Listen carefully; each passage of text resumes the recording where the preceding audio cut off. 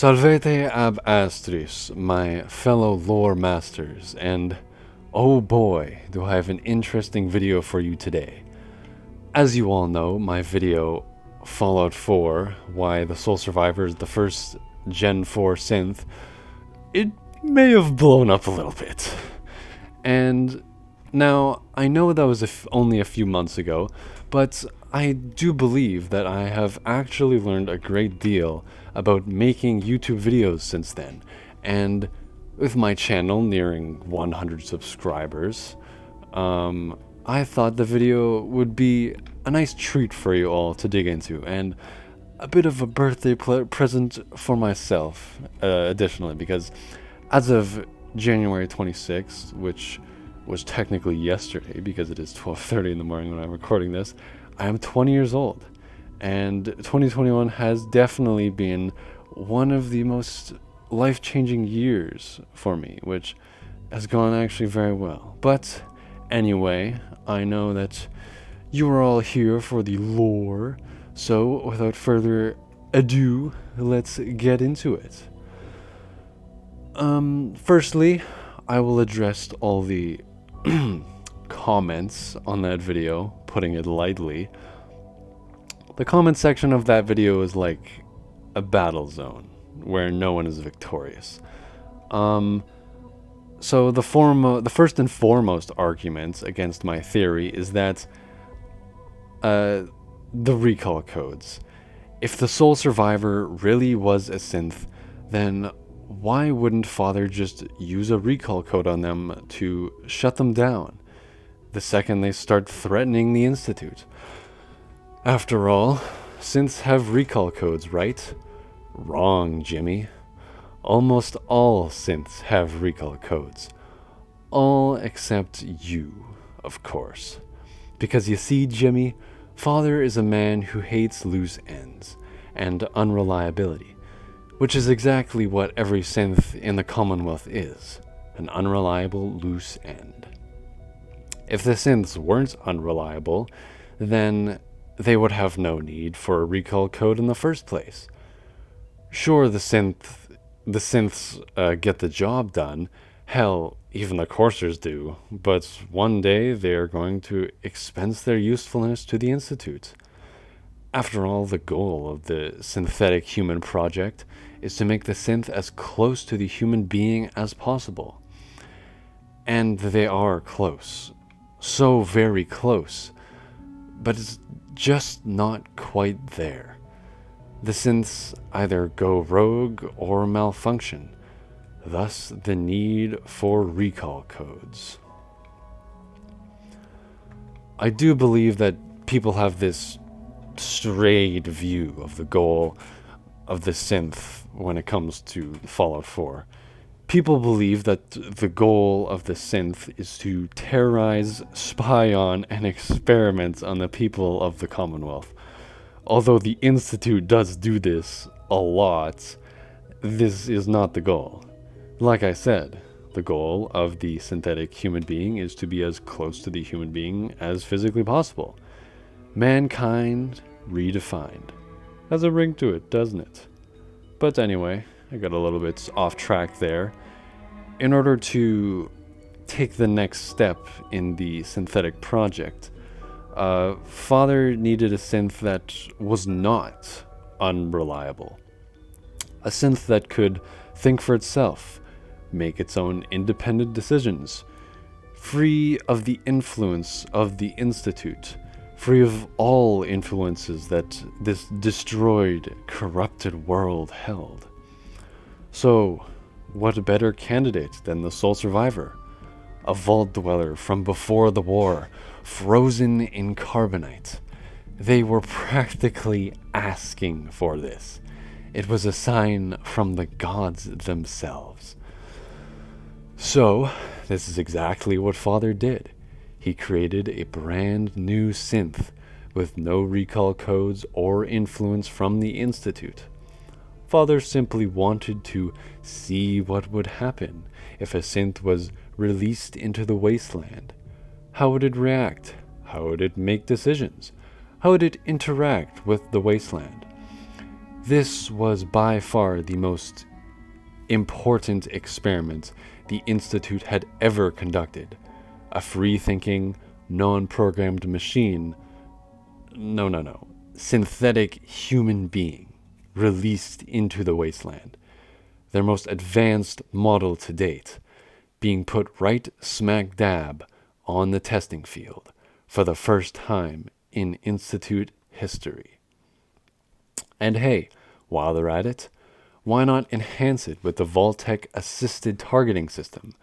After all, the robotics division was working on that for the Generation 3 synths, and it would be, an immeasurable benefit to the synth in combat. Here's a terminal I found mentioning it within the robotics division.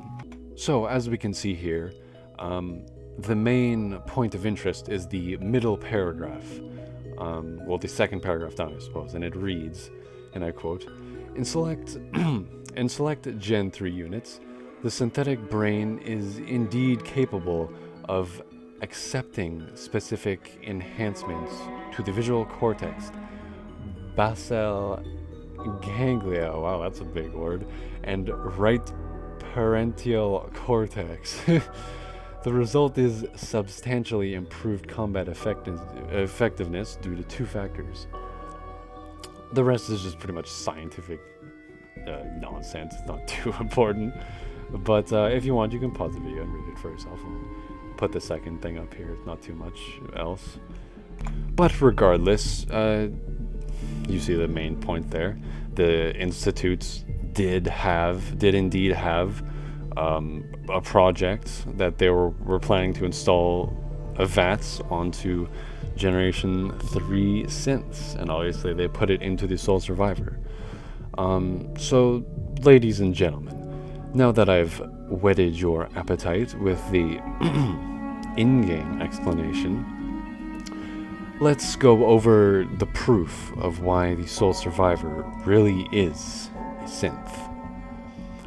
First of all, for a second, just stop and think about the states of pre-war America. Stress, anxiety, fear, the overlooming fear of annihilation every single day, of societal collapse due to the mass shortage of energy, war, death, the Red Scare. But when you look at Sanctuary and your pre-war memories, none of these seem to be present. Everything is nice and perfect and beautiful. You're starting a family with your loving partner. You just had a child and life is perfect. Almost too perfect. Almost like a dream, isn't it? You see, it's so easy to simply gloss over the situation we are presented with, take it at face value, and leave it at that. After all, the best hiding places are in plain sight, which is exactly what the Institute did when they implanted those memories into the Synth Soul Survivor and stuck them back into cryogenic stasis. People in the comments were saying, you remember Silver Shroud Radio, or the rules of baseball, or your time in Sanctuary before the war. Therefore, you're not a synth. My friend, did the nature of implanted memories in synths completely slip past your head? Additionally, the rules of baseball? Really? I mean, come on, it's baseball. The Institute could plant that one in your head just as easily as any other memory. People were also saying, the robots at the USS Constitution recognize you, even through power armor. Boom, not a synth. My friend, do you really think a pre-war robot has any concept of a synthetic human? No, of course not. They're from before the war. They don't even know what a synth is. The pre-war robots rely entirely off facial recognition and pre-war files linked to those faces. Thus, You are an exact replica of the sole survivor, so the robot would have no issues accessing the real sole survivor's pre-war records. Additionally, everyone recognizes you in power armor, so that's really is just a game mechanic, not the sole survivor being human.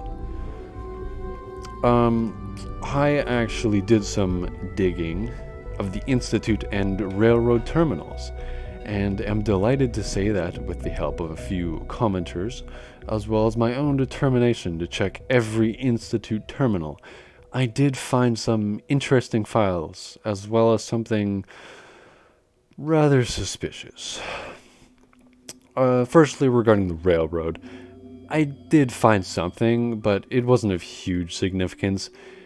It was basically stating how Deacon was working on a project, quote, Wanderer, obviously being the sole survivor, further stating that he has a plan in place for them, and an outlandish theory, a topic for another time, perhaps. But regarding the Institute, we have multiple entries across Institute terminals that states the Institute was in fact monitoring us, as well as working on a rather mysterious project. Alright, so, first up, we have Dr. Justin Ayo, who is the head of the Synth retention block of the Institute, and he has made multiple redacted logins across all of the Institute. Here we have, this is one of the robotics terminals. He has done 2 redacted logins here. This here is a little bit different. You just have some units being recalled here, presumably like Gen 3 synths or coursers. I don't exactly know what this is. This could be linked to the Soul Survivor, or it could not. Still rather suspicious nonetheless, just something to note. Here you have a bioscience terminal where Dr. Ao's login with redacted. You have the advanced systems terminal, and here you have a director login actually. So Father actually logged into the advanced systems, and they did some work there, which is rather interesting. And here you have a rather interesting thing that I will read for you here, and you can formulate your own thoughts on that. So, our monitoring of the events on the surface has confirmed that the time is almost at hand. Very soon our guest will be here. I admit that I feel both hope and trepidation when I think of how our first meeting will go. Please make whatever preparations that you deem necessary. Consider all sensitive information to be classified for the time being. We cannot know for certain what our visitors' motivations will be, especially after coming in contact with the railroad. We will exercise caution, but we must also extend a warm welcome. In time, once a measure of trust has been earned, we can be more forthcoming. I need not remind you I need not remind you all how important this is to me personally, but I want you to also think of the opportunity for the entire Institute. We stand to gain a great deal if we make the most of that opportunity. Father. So it sounds like they were being very cautious, yet very opening at the same time. But regardless, you have, I found actually some other entries in Father's personal terminal, and I will read those out for you now. AO can only confirm sightings outside Vault 111 and again in Diamond City sometime later. What that means, I am not sure. Will we actually meet? Was this all for nothing? No, not nothing. I will have learned valuable things about myself, my past. Either way, I cannot afford to let emotion get in the way. I must simply observe and record. I'm told Kellogg has gone offline. Strangely, I find myself thinking of Dr. Walker. He had such high hopes for Kellogg, such faith in the implants, and what they could mean. I still regret eliminating that project, but I know would have led us. Walker was never shy about his goals, and too many others were starting to listen. In the end, I believe I was justified. The Institute is about preserving humanity, not some bizarre amalgamation of biology and technology. So we can see here the second part of that wasn't too important, but Father definitely was having some personal reservations about meeting you. Rather interesting. So, this all reveals that Father was indeed watching us right from the very beginning, and further insights and speculation will reveal that he was working on something secret with Dr. Justin Ao, as I mentioned, who is the head of Synth Retention, which, funny enough, Synth Retention manages all the spying on the all the spying the Institute does on the rest of the Commonwealth, and obviously, given the name, the collection of synths that have gone rogue or are no longer of use to the Institute. Multiple logins under various access logs have Ao's name on them, but they all read redacted. There was even that one entry with Director recorded, obviously Father in the Advanced Systems Department, but it also reads redacted. They were definitely working on something. Something they didn't want anyone else in the Institute to know about. Something very secret. Can you take a guess on what it just might be? Let me think. Oh yes, that's right. We're a synth, and the biggest project the Institute has ever taken on. Plus, Father wanted us to be free of all Institute influence and have us experience the world through an unfiltered lens, without any dead ends or unreliabilities to clean up. Perhaps that something was us. And there you have it, folks. Consider this video not only an extension of the previous one, but now everything is wrapped into a much, much prettier bun than last time, all for your enjoyment. I'd like to end this video off by reading the comments of a couple viewers who made some exceptional points on my theory. First off, we have Janet D, who commented this and brought some actually very important things to light that I did use in my video. I won't read the comment for myself, but I will mention regarding her comment about the Mechanist layer. I actually looked at a video myself, and it does say, I quote, "Incoming robots detected, opening security doors," and when you walk a little further in, it states, and I quote, "No biosigns detected, proceed." And that is word for word. And I do agree with her when she says you are neither human or machine. You are a combination of both. So it indeed probably was not there. You were not detected according to the machine. You just were a completely invisible ghost. And next up we have, by far, this is my favorite comment, written by Sluggo1, which perfectly sums up my theory into a nice little bundle of words. And I quote, "By the extension of the logic of how synths would eventually take over the surface, they would eventually have to be released from being tied to a control function to avoid another group like the Railroad, or even another faction inside the Institute, coming in and using the shutdown system to grab synths and reprogram them.